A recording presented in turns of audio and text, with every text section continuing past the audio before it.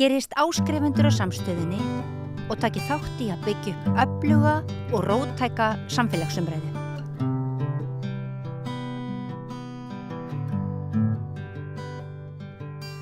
Já, við höfum síðustu vikur búið til nokkra þætti almenningssamgöngur hér á höfuðborgarsvæðinu og í rauninni það kaos sem í umferðinni, það allt of mikil bílaumferð. Bílum fjölgar dag frá degi á þess að það séu nokkrar lausnir til þess að greiða götu allra þessara bíla. Það stutt síðan ég ræddi við 4 Íslendinga sem að fara hjólandi eða gangandi til vinnu á hverjum degi og reyna að sinna öllum sínum erindum án þess að nota einkabílinn. Og í dag ætla ég að ræða við konu sem fer allra sinna ferða í strætó. Vertu velkomin, Una Margrét Jónsdóttir, dagskrárgerðarmaður á Rás 1, Ríkisútvarpinu. Þakka þér fyrir. Það kannski ekki rétt ég fari allra minna ferða í strætó, ég tek stöku sinnum leigubíl. Já, en Svo gengum maður náttúrulega líka. Einmitt, en einkabíl notar þau semst aldrei. Nei, ég á ekki bíl, við erum ekki bíl við hjónin. Einmitt. Sko, þú sagði mér fyrir þáttinn að það var meira þess að þannig að það var ekki einkabíl á hvað heimili foreldra þennan. Nei, þau áttu ekki bíl. Veistu hvað skýrði það svona einhverjum? Já, þau voru félitlir listamenn. Já. Faðir minn var rithöfundur og móðir mín myndlistakona og tekjur voru stundum ótryggar og þeim fannst bara betra að spara með því að vera ekki að reka bíl því það náttúrulega mjög dýrt og hvorugt þeirra hafði bílpróf. Já. Faðir minn hafði reynda lært á bíl en ég var alveg undrandi þegar ég komst að því. Já. Hverju voru foreldrar þínir? Já, faðir minn var Jón Óskar rithöfundur og móðir mín Kristín Jónsdóttir frá Munkaþverá, listakona. Já. Og hann dáinn en hún enn á lífi. Einmitt. Og þú áttir sjálf eftir að rata braut listana, ekki satt að einhverju liti? Jú, ég var í söngskólanum í nokkur ár og svo fékk ég vinnu hjá Ríkisútvarpinu árið 1990 á tónlistardeild sem dagskrárgerðarmaður. Já. Og hef með svona smá hlé unnið þar síðan. Já, og mér fannst ég þekkja þig þegar við hittumst áðan þótt við værum að hittast í fyrsta skipti af því að maður náttúrulega kannar svo vel við röddina þína. Þú sinnir helst klassískri tónlistir, ekki? Jú. Já, einmitt. Þú heyrði kannski í inngangnum hjá mér að ég nefndi það að ástandi verður náttúrulega alltaf verra og verra hér á götum höfuðborgarsvæðisins. Það eins með strætó? Á strætó orðið erfiðara með að komast sinna ferða líkt og einkabílinn og... Það getur komið fyrir, já, og ég lenti nú í nokkru sem ég skrifaði á Facebookarsíðuna mína og sagði farið mínar ekki sléttar því þá lenti ég nefnilega líka í því að vagnstjórinn var leiðinlegur og óleiðilegur og líka slæmt skipulag hjá strætó. Já. Og því ég tók strætó frá þeirri stöð sem nú næst Hlemmi og ætlaði svo að fara úr hjá Ráðhúsinu. Já. En í staðinn fyrir að beygja inn í Vonarstræti og stoppa hjá Ráðhúsinu þá hélt vagnin bara áfram. Já. Eftir Fríkirkjuvegi. Já. Og ég sá þegar hann fór fram hjá Vonarstræti að það voru framkvæmdir þar en það var maður hafði ekkert verið varað við því meira að segja komið upp á skjá í vagninum að næsta stopp væri Ráðhúsið. Já. Og það hefði ekki verið hengt neinn spjöld þetta sem hefði náttúrulega átt að gera og var ekki einu sinni, ég sá það eftir að var ekki einu sinni viðvörun inn á vefsíðu strætó og svo ég talaði við vagnstjórann kvartaði yfir þessu hann var útlendur og var bara hálf önugur sko. Þeir eru misjafnir verður að segja það náttúrulega mjög margir vagnstjórar útlendir núna og getur verið óþægilegt þegar þeir skilji ekki til þess að veita manni upplýsingar. En sumir eru hjálpfúsir og gera sitt besta en svo eru sumir því miður sem að eru bara óliðlegir og þessi var það. hann var bara önugur, sagði eitthvað don't ask me eða eitthvað svoleiðis. Já. Og við vorum komin á Tjarnarbrúna og þá var svo mikil umferð að hann rétt mjakaðist áfram og, á Skothúsvegi og ég spurði hann hvort hann gæti þá ekki bara hleypt mér út núna. Já. Þá hefði ekki þurft að ganga nema 5 mínútur. Nei, það kom ekki til greina. Og svo heldur hann áfram og stoppar ekki fyrir á Grandavegi. Og þaðan 20 mínútna gangur náttúrulega í Vonarstræti. Já. Og ég var hálfhreld yfir þessu því að ég hafði þjáðst af gigt. Og ákvað að ég skildi bara vera kyrr í vagnum, fara hringinn sem hann fer. Já. Upp á Seltjarnarnes. Já. En þar gleymdi ég að hugsa fyrir því að þetta var einmitt á mesta umferðartíma, tímanum þegar allir að koma úr vinnu. Já. Og ég var 45 mínútur í vagninum, þennan hring sem á að taka miklu minni tíma, hann bara rétt mjakaðist áfram. Já. Og svo heitt í honum líka, ég ætla að opna glugga en þá stóð bara við handfangið inn í emergency press, þannig bara í neyðartilviki íti á þennan takka og þetta var nú ekki neyðartilvik svo ég kunni þá ekki við að eiga meira við gluggan. Nei. Og það líka svo voru 2 litlar telpur sem að spurðu vakstjóran, hann var orðið svo afskaplega heitt hvort ekki verið að hætta sér til loftkælingu á en hann sagði bara sit down. Já. Og ég var nú svo reið að ég kvartaði undan þessu við strætó og þeir báðu mig afsökunar og ég vona að þeir hafi gert eitthvað í þessum málum. Já. Því að það greinilegt að líka sumum af vakstjórunum ekki sagt hvernig þeir eigi að koma fram við farþega. Það nefnilega það. Því miður sumir láta bara eins og farþegar séu óvinir þeirra. Já. Og verða önugir ef maður spyr þá eitthvað og til dæmis náttúrulega auðvitað eiga stundum erfitt með að skilja en þeir gætu verið til dæmis með blað þá með stoppistöðunum til þess að sýna manni hvert þeir séu að fara ef þeir eiga erfitt með það öðruvísi. Já, mér bara finnst því miður að í sumum tilfellum séu þeir alls ekki nógu vel undirbúnir og svo náttúrulega eins og menn eru misjafnir þá eru þeir auðvitað misjafnir en það náttúrulega myndi lagast ef þeim væri kennt starfið betur. Já, og þetta held ég að skipti máli hvað varðar viðhorf okkar til dæmis til borgarlínu framtíðarinnar. Það skipti vissulega miklu máli. Er það ekki? Já. Og manni dettur í hug, nú ber þess að geta að ég veit ekkert þessi mál, ég nálgast þau bara sem dagskrárgerðarmaður sem að reyna að fá upplýsingar en mig grunar að ein ástæða þess að það skortur á skilningi og kannski skortur á leiðbeiningum til vakstjóra sem nú eru í ríkari mæli erlendir. Mig grunar að ástæðan sé svo að það fáist ekki Íslendingar í þessi störf. Já, það virðist vera. Það eiginlega hlýtur að vera þannig. Já. Og þetta hlýtur náttúrulega vera dálítið erfitt. Íslendingar flestir þekkja þó eitthvað borgina en þarna ef þetta eru menn sem ekki hafa verið hér lengi þá náttúrulega bætist það við það að læra nýtt starf að þeir eru í borg sem þeir kannski þekki ekki svo vel. Já, og sko það svolítið erfitt að kannski að selja höfuðborgarbúum trúverðuleika borgarlínunnar ef bara broti af þeim almenningssamgöngum sem nú eru í virkni sinnt svo vel mætti vera. En sko af því að þú hefur aldrei átt bíl og aldrei ferðast á bíl og hefur þá í rauninni notað almenningssamgöngur allar götur hér á höfuðborgarsvæðinu, er það ekki rétt skilja mér? Jú, frá því ég var 3 ára. Frá því ég var 3 ára. Hvenær, sko, það gott að hafa þig hér sem viðmælandi vegna þess að þú getur þá borið saman tímana tvenna.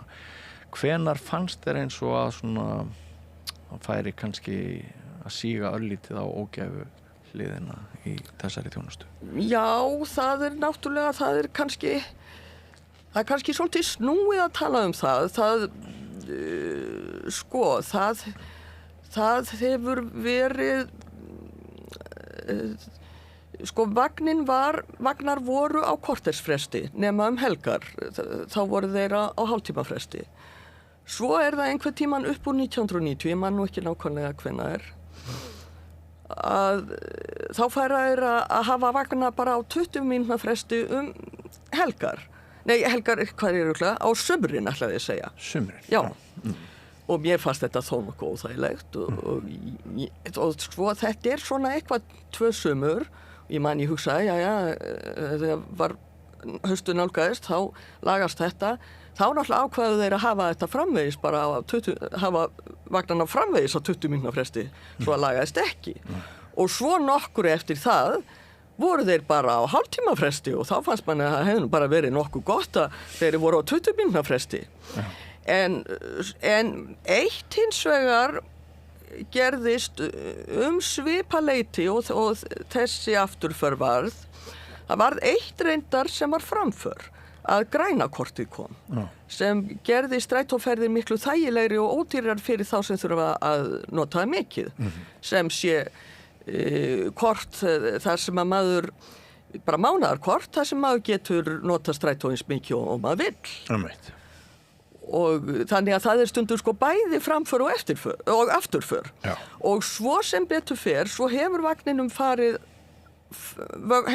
farið fram hvað þetta varðar, að auðvitað var fólk mjög óanægt með þetta að hafa vagnana á hálftímafresti, svo að það var sem betur fer. Núna eru þeir á kortersfresti að minnsta kosti margir á álagstímum. Svo það munar mikið það. Já. Og ég náttúrulega alls ekki að segja að það sé allt ómögulegt hjá strætó, alls ekki, en það svona eru ýmsir gallar sem þyrfti að sinna. Já. Nú auðvitað í sambandi við þetta, þó ég lenti svona illa í umferð daginn, þá getur strætó vissulega stundum komist hraðar áfram en einkabílar, því að stundum geta þær farið ákveðnar akreinar sem eru bara fyrir leigubíla og strætó. Og það náttúrulega getur flýtt fyrir. Já, og þannig borgarlínan hugsuð sem forgangsreinar. En sko, það mikið deilt það líka, sko, þetta heitt mál, en þetta svo miklir peningar undir. Þetta svo kostnaðar samar framkvæmdir eða breytingar sem að virðast ætla að verða veruleika. Og menn að spyrja sig hvað fáum við fyrir allt þetta fáum við raunverulegar umbætur. Eitt af því sem tekst á það hverjir það eru í raun sem nota strætó eða munu nota strætó í framtíðinni. Við getum kannski ekki svarað því en þú getur sagt okkur hverjir það eru sem nota strætó í dag, því að þú hefur svo mikla þekkingu á því að fylgjast með fólkinu í vagninum. Hverjir nota strætó í dag? Hvaða fólk ég sé að það eru mikið útlendingar sem hafa flust hingað til landsins. Ég heyri það náttúrulega á talera og það náttúrulega sýnir tvennt, sko, að margir útlendingar sem flytja hingað eru í láglaunastöðum og nota þess vegna þessa ódýru samgönguleið og líka að útlendingar kannski leggja ekki eins mikið upp úr því að eiga bíl og Íslendingar. Já.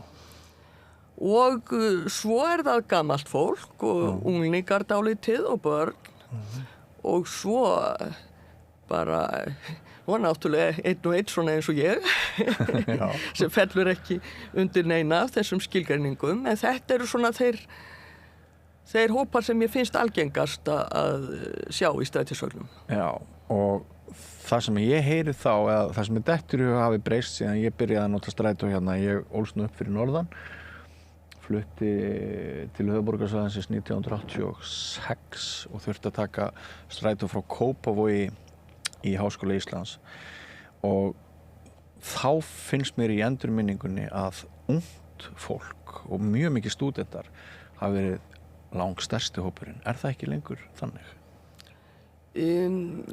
Ég sé vissulega, það er dálítið af ungu fólki. En hvort það stærsti hópurinn, sko ég nú kannski ekki alltaf flestir mæta nú í skóla held ég klukkan 8 og ég nú kannski aðeins seinna ofta á morgnana. Svo að ég nú kannski ekki á endilega á þeim tímum sem mest af þeim. Nei. En það hefur stundum verið mann, ég hef kannski ekki séð það svo mikið nýlega, en stundum hefur til dæmis vagnin alveg fylgst þegar stoppað hefur verið hjá MH og svoleiðis. Já. Og það eru yfirleitt alltaf einhverjir unglingar í vagnum. Já, en þessi svokölluðu jakkalakkar og drakta fólkið, menn með bindi og sem gegna miklum ábyrgðarstöðum í samfélaginu og konur í fínum dröktum. Eru þær sjaldgæfar? Já, maður sér kannski ekki oft fólk í strætó sem þannig búið. Það kannski, og kannski einhver eins og ég til dæmis sem oftast tek strætó, ef ég að fara eitthvað fínna í sparifötunum, þá tek ég oft leigubíl. Já, einmitt. Ert þú trúuð á þá hugmynd að með aukinni tíðni ferða og að við eigum öll auðveldara með að komast hér með almenningssamgöngum, að þá myndi snarbreytast þessi kúnnahópur í almenningssamgöngum, að strætó myndi fyllast af alls konar fólki frekar en að vera að það sé svona mest ákveðnir hópar eins og þú nefnir hér? Já, það getur verið. Ég vona að það myndi vera. Það náttúrulega líka eitt sem þarf að sigrast á, þetta viðhorfa allir verði að eiga bíl. Ja. Og margir eru orðnir bara svo vanir því að eiga bíl að þeim finnst það hræðileg tilhugsun að eiga hann ekki.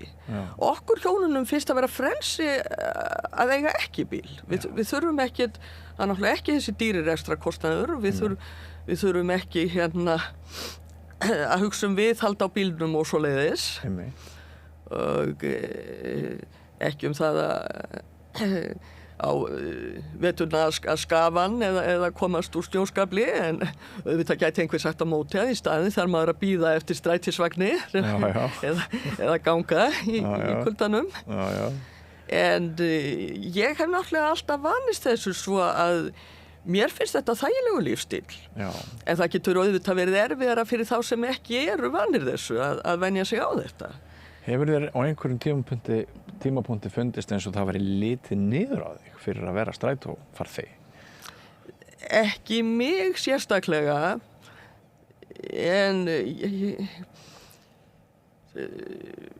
en það sló mig dálítið illa, það er nú dálítið síðan, en þá var einhver netmiðill sem hét Vef Þjóðviljinn og voru einhver ungir hægrimenn og ég var stundum að skoða svona hvað væri á þessari síðu, að kynna mér málflutning þeirra, og mér var nokkuð athyglisvert hvað þeir hötuðust út í strætó og almenningssamgöngur. Já. Og það var eins og þeim fyndist að almenningur sem ætti ekki peninga, hann væri ekki góður til að ganga bara. Já, og fólk sem ætti ekki bíl skipti engu máli. Það var satt að segja, það viðhorf sem mér fannst lýsa af þessu. Ég veit ekki, nú dálítið síðan þetta var, svona 10-15 ár. Ég veit ekki hvort þessi miðill ennþá eða hvort hann hefur eitthvað breyst. Réttleysi hinna efnaminni Já, mér fannst viðhorfið vera þannig. Það var undarlegt þetta, þeir voru sífellt að ilskast út í strætó og ég hugsaði, hvað vilja þeir eiginlega? Hvað, eiga þá bara allir að ganga og að leggja strætisvagnar niður?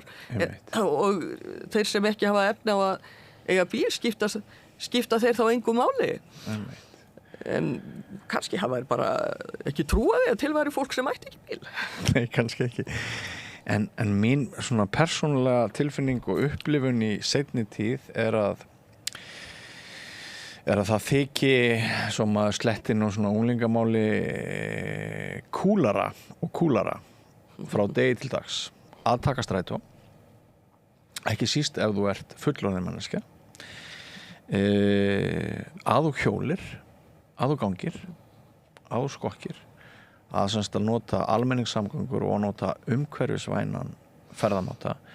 Mér sýnir sem það sé mikil stemning fyrir því. Það er farið að þykja ansi flott núna, ekki síst bara út frá náttúrulega loftslagsvandanum. Já, það er náttúrulega margt ungt fólk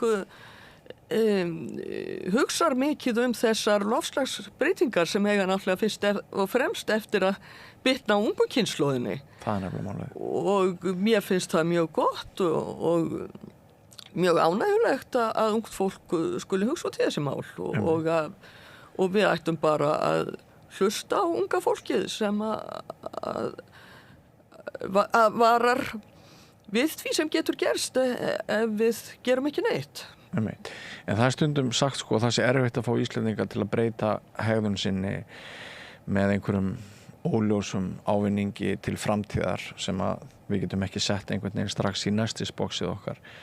En það sem farið að býta okkur núna, okkur sem erum á einkabílnum, að við sitjum alltaf lengur og lengur föst. Jú, svo það. Í umferðarhnútum. Já, það sagt. Og það eiginlega fátt sem að veldur eins miklu stressi hjá manni eins og að vera fastur í bíl, geta sig hvergi hrært, vera orðin á seinn, á fund eða í vinnu, vitandi það ef þú værir gangandi eða hjólandi, þá væri ekkert mál að komast á leiðarenda vegna þess að ég sé ekki betur en að oftar skapir svo stað að þú sett bara beinlínis að spara þér tíma með því að nota til dæmis reiðhjól eða jafnvel í einhverjum tilvikum strætó miðað við það að vera föst í þínum eigin bíl.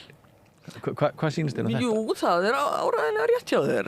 Nú náttúrulega þekki ég ekki svo mikið þessa tilfinningu sem þú lýsir. Nei, þú þekkir ekki þannig heim að vera í eigin bíl og vera... Nei. En ég held að þetta sé rétt. Já, og þarna kann að vera svona eitthvað tækifæri til viðhorfsbreytingar og vitundarvakningar. En ég aðeins búin að minnast á borgarlínuna og hvert svona þú sem ert þaulvön í að nota strætó og þú sem ert notandi almenningssamgangna til margra áratuga, hvert þitt viðhorf til þess sem þú hefur kynnt þér og varðar borgarlínuna, þessar almenningssamgöngu framtíðarinnar á höfuðborgarsvæðinu? Ég hef ekki kynnt mér hugmyndur borgarlínu nema lítillega en mér sýnist að þetta sé sem sagt hugmynd betri og skjótvirkari almenningssamgöngur og ég náttúrulega alltaf hlynnt þeim. Skipulagi treysti mér kannski ekki alveg til að dæma Þar þurfa náttúrulega að koma þeir sem að þekkja sérlega vel til gatnamála og í umferðinni. Já. En mikil umræða þetta svona í þínum vina- og kunningjahópi að við þurfum róttækari lausnir hér á umferðarvandanum á höfuðborgarsvæðinu en Ég hef nú ekki heyrt mikið talað það satt að segja. Nei. En það getur verið að það sé samt. Ég stundum bara annars hugar. Já, þú ert bara í þínu. En þessi strætókúltúr, þú segir að þetta ekki lýsandi, þetta vandamál sem þú talar áðan, þessi saga af Nei, þetta ekki dæmigert, þetta slæmt dæmi en ýmislegt svona slæmt getur samt komið fyrir. Já. Og hvernig stressstigið í strætó? Það vaxandi eins og í umferð einkabílsins? Nei, ég held það nú ekki, en þarna í þessu tilfelli var maður náttúrulega orðin býsna taugaspenntur. Já. En nei, ég hef ekki orðið vör við það að fólk sé almennt stressað í strætó því að í rauninni, mér finnst ég slaka mjög vel á í strætó. Ég veit að það tekur hálftíma að komast upp í útvarpshús með strætó. Svo ég bara halla mér aftur og slaka á. Já. En maður sifjar getur maður jafnvel blundað svolítið. Já. Og svo fylgist ég bara lauslega með, á hvaða stoppistöðvar við erum komin og ég er ekki stressuð því ég veit þetta tekur hálftíma. Já. Þannig að það engin ástæða að hugsa eitthvað af hverju flýtir vagnar sér ekki. Ég hef ekki lent í svona slæmri umferðartöf á þessari leið eins og ég talaði áðan því það var náttúrulega dálítið sérstakt. Einmitt. Og sko af því að maður heyrir svo oft eins og í mínu fæi, ég hef nú verið fréttamaður lengst af, maður heyrir svo margar frávikasögur. Sko fólk sem að lendir sem að upplifir einhverja martröð í strætó og það líklega til þess að segja manni þessa sögu og stundum finnst manni eins og það sé allt fullt af einhverju hryllingi inn í strætókerfinu því að sennilega heyrir maður flestar sögurnar þetta heyrir maður mikið það sem er jólagi. Já. En þín reynsla er sem sagt svona kannski bara heilt yfir að langt flesta daga gangi allt sæmilega og finnst þér halda áætlun sinni þokkalega? Oftast finnst mér það sko, oftast koma þeir nokkurn veginn á réttum tíma eða nokkrum mínútur senna, en það samt vissulega kemur stundum fyrir að þeir kom ekki fyrir en 10 mínútum eftir þann tíma sem þeir eiga að koma og þá er maður orðið alltið óþolinmóður og það kemur líka fyrir að hreinlega fellur úr ferð sem er náttúrulega mjög óþægilegt. Já. Og ertu með appið, klappið eða hvað það kallast? Já, ég er með klappkort. Klappkort.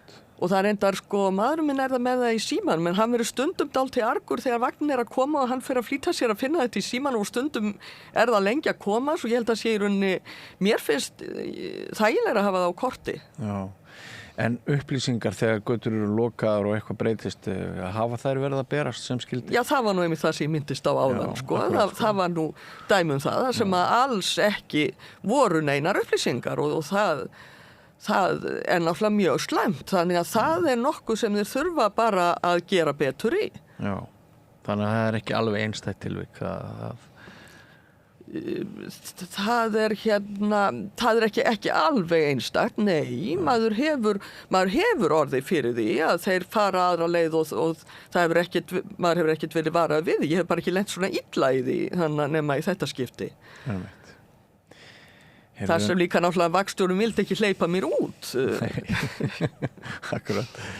En mér heyrist á þér að ég geti dreigað þannig saman að heilt yfir þessi þjónustöð strætó nokkuð góð. Já, hún er alveg sæmileg, við getum sagt það. Já. Og alveg nógu góð til þess að ég finnst þetta er ekki svo mörg erfið frávik að það raski mínu lífi, sko, þau heyra frekar til undantekninga. Þetta gengur alveg ágætlega, þessar strætóferðir hjá mér. Já, og þú ert stoltur strætóferðið, þú ert stolt yfir því að vera ekki að